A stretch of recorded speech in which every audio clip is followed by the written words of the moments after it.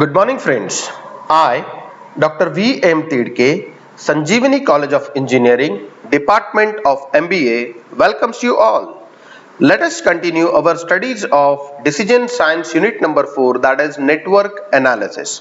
In particular, today we are going to learn the rules for network construction.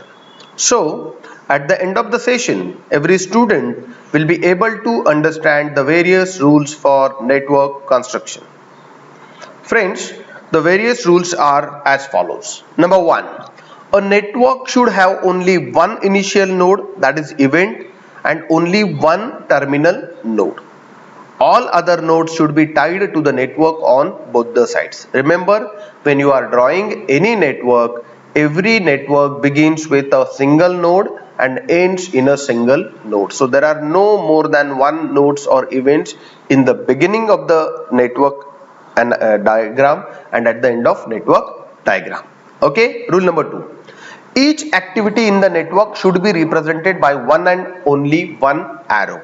This is very important. When you are drawing a network for any project, you have to remember that every activity should only be represented by only one row. So there should not be a multiple rows. If this situation happens that you require a multiple row, you'll have to insert a dummy row. But you'll never have the two rows for a single activity.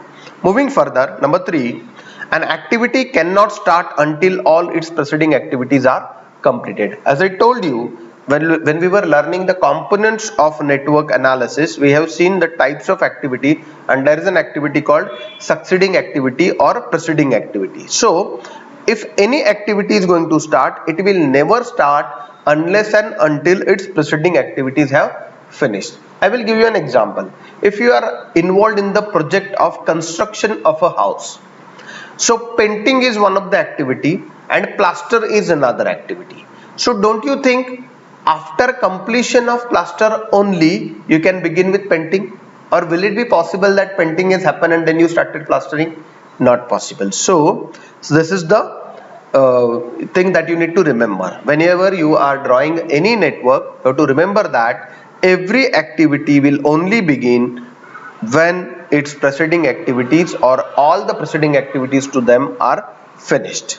Okay, moving further, number 4, the arrows should be straight and should not be crossed unless it is unavoidable.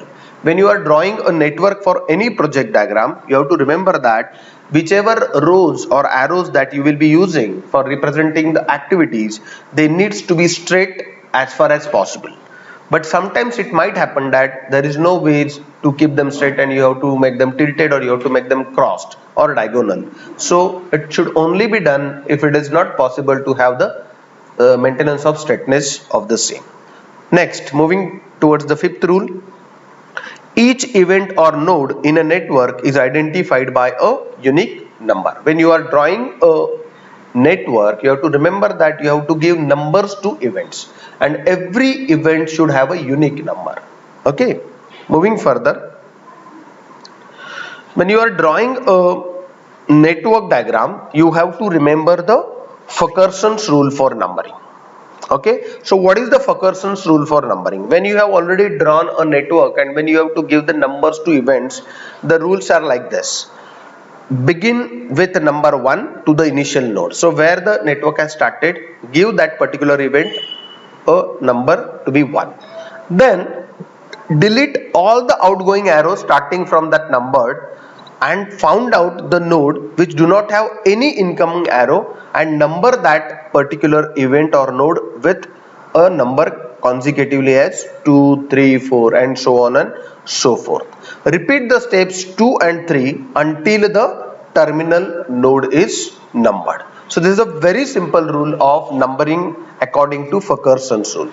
I repeat, when you have completed the network, give event number 1 to the start event, then delete all the outgoing arrows from that event 1 and then identify the event or a circle which do not have any incoming arrow, and if this is the case, then top down method you need to follow and give the consecutive numbers to be 2, 3 and so on and so forth. You have to repeat the procedure number 2 and 3 unless and until you reaches to the terminal node. So this is the process of giving the numbering to the Fulkerson according to Fulkerson rule.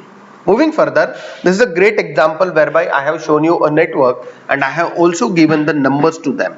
So you can see, as I told you, according to Fulkerson rule, the first circle where event has started, we have given the number to be 1. Then what we did is, we have hidden the arrows which are going from event 1. So there are two arrows, arrow A and arrow C, and when I have hidden them, I found that there are two events, event number that topmost circle and the downward circle, and they both now do not have any incoming arrow, and that is why according to top down method, means the one which is on upper side, I gave the number 2 to that event and 3 to the next event. Then what I will do is, the circle or the event to which I have given a number 2, I will remove all the outgoing arrows from it, and then we'll see if there is any circle which do not have any incoming arrow. And when I did that, I found that parallelly next to that, the circle on top side which was having no arrow, after removing the arrows from event number 2, so I gave another number, that is 4 to the same. Then there is event number 3, I will remove all the outgoing arrows out of that, and I found that after removing the arrow from 3 and already the arrow from 2 has removed, so there is a downward circle which is exactly below that event 4, and I will give the number 5 to it.